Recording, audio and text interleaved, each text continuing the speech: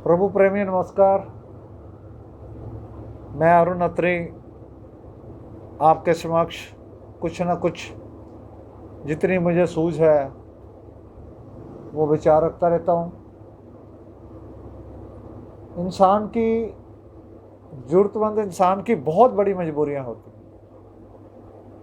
मजबूरियाँ ज़िंदगी के सिलसिले इस तरह के होते हैं कि उनको गुजर बसर करना बहुत मुश्किल हो जाता है, खासकर जो पढ़ने वाले बच्चे हैं। मैं एक छोटी सी आपको बात बताता हूँ। एक बच्चा अपनी बहन के जूते ठीक कराने के लिए मोची के पास गया। जूते पहले ही बहुत टूटे हुए थे और जूते ठीक करवा के उसने कह दिया कि आप ठीक करके रख देना, मैं आके ले जाऊंगा। वो लड़का जब दोबारा घर से आया तो कूड़े वाले ने क्या देखा कि शायद मोची के आगे कूड़ा पड़ा हुआ है, जूता सिलने वाले के आगे कूड़ा पड़ा हुआ है। वो उठाया और जूते ले गया। वो लड़का जब आया तो उसने देखा कि जूते वाले के पास तो मेरी बहन के जूते पड़े थे सिलने वाले। उसने पूछा, अंकल ये कहाँ गए? उसने कहा था वो कूड़े वाला जा रहा है, वो ले गया।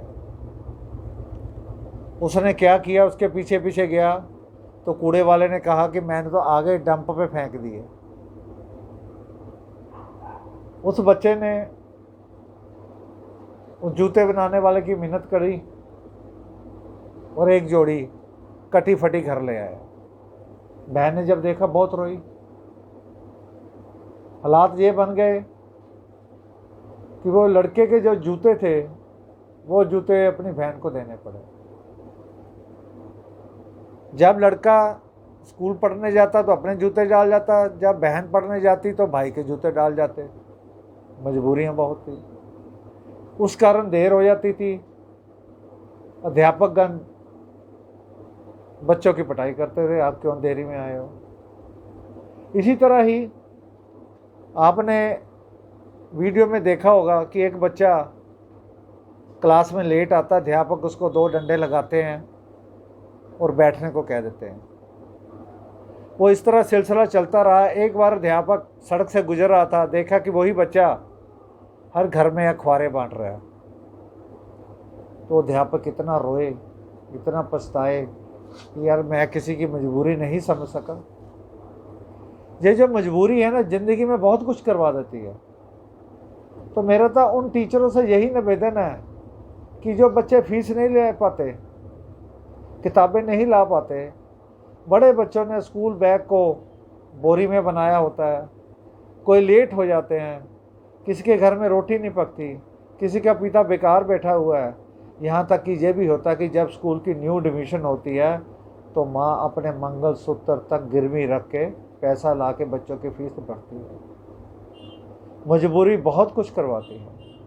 मजबूरी से ही बात चली। जो 2 विद्वान बहनें थीं, असम की रहने वाली थी, समुंदर के किनारे रह रही थी। उनके पास शहर का डीसी आया।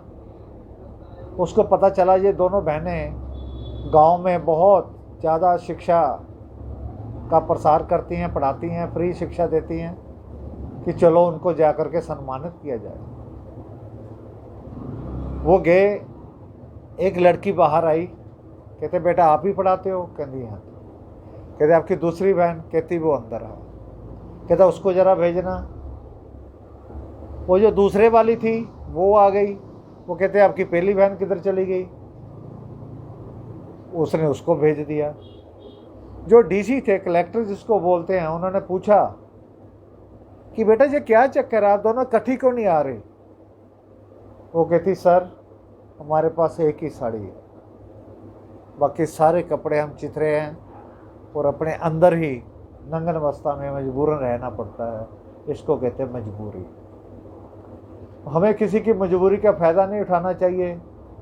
जो बच्चे होशियार हैं पढ़ने में, उनसे कोई गलतियां हो भी जाएं तो उनको माफ़ कर देना चाहिए, क्योंकि ये बच्चे आगे जा कर के बड़े होनहार अब्दुल कलाम की तरह एक माहिर इंसान बनते हैं।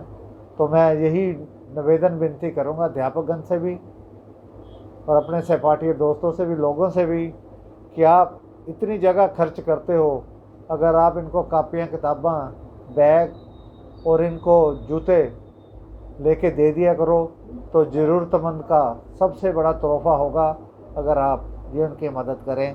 तो मैं आज कुछ ज़्यादा बोल गया, क्योंकि कई स्कूलों में बच्चों की एडमिशनें हो रही हैं, मजबूरियां हैं, उनके पास पैसे नहीं हैं, किताबें नहीं हैं, बैग नहीं हैं और शूज़ नहीं हैं, तो उनकी पूर्ति के लिए हम लोगों को आगे आना चाहिए।